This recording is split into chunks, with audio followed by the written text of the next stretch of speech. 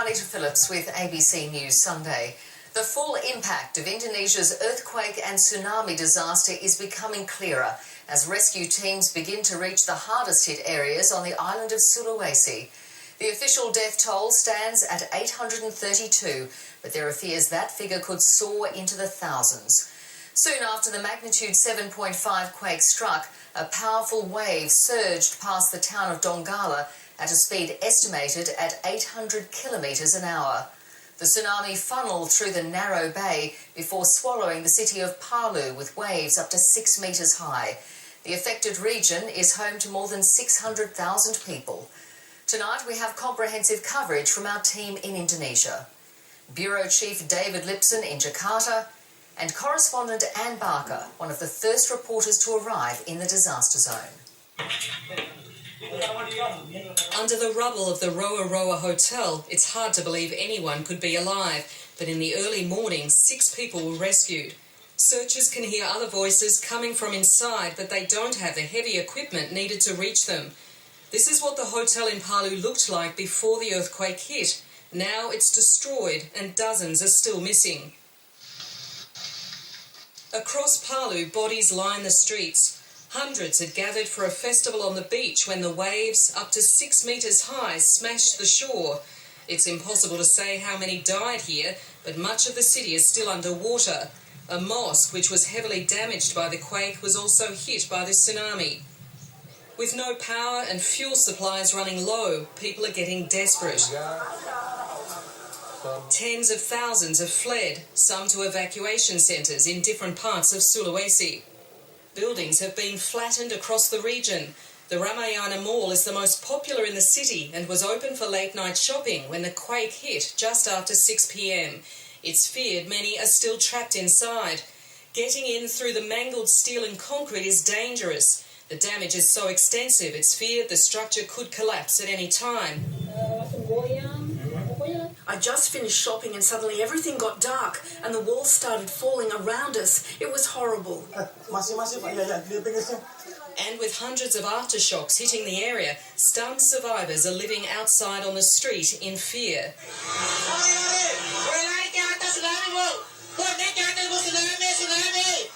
More dramatic video has emerged of the moment the tsunami struck Palu.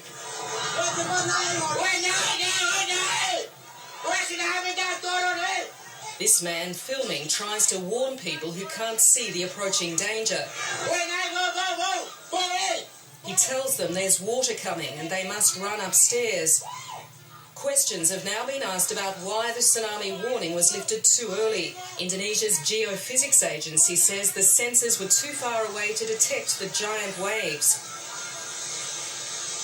This fishing town was closest to the quake's epicentre, but it was also hit by the tsunami. Houses were swept into the sea and many families have drowned.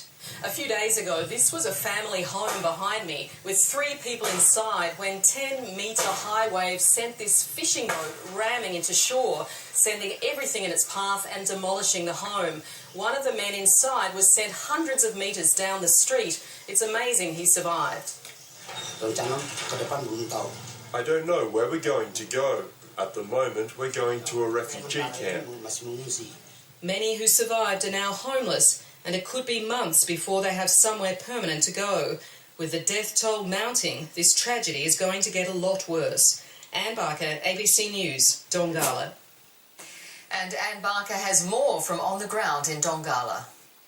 This is the fishing town of Donggala, which was closest to the epicentre when the quake hit on Friday. And it was also the first to be struck by the tsunami. The waves here apparently were 10 metres high, and no scene sums up the devastation better than this fishing boat behind me that was rammed into shore, flattening a house almost underneath it and sending debris all down the street here. As you walk down the street, you get a sense of the damage.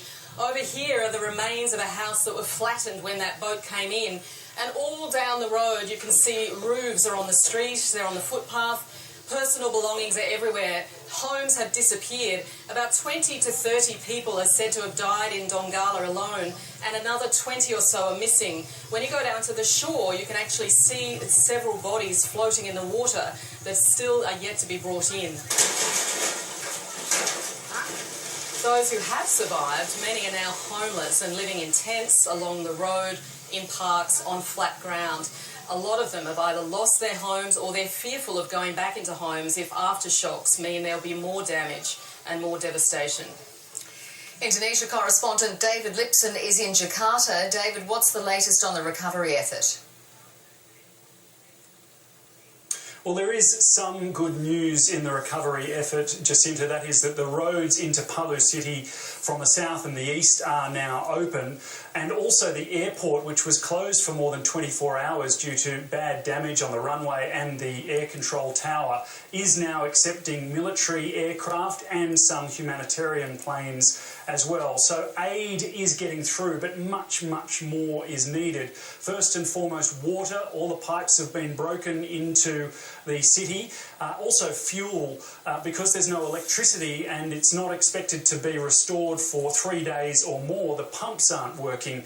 On top of that, medical supplies, tents, blankets, baby needs and heavy equipment as well. That is desperately needed for the search and rescue operation, because at the moment there's hardly any heavy equipment there. I saw pictures today at that department store of a very small truck, 3 tons or so, with a small crane and a hook on the end, and from that dangling a rescue worker with a torch looking through cracks. That was the only equipment they had at their disposal.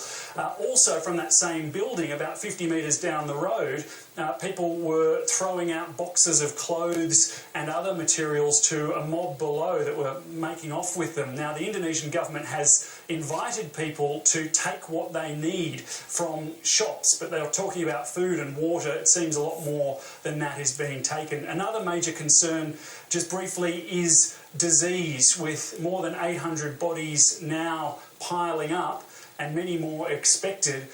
The government is planning to dig mass graves. Once those bodies are identified, they will be put into mass graves. And through this all, more than 200 aftershocks. So clearly a fairly chaotic scene on the ground there.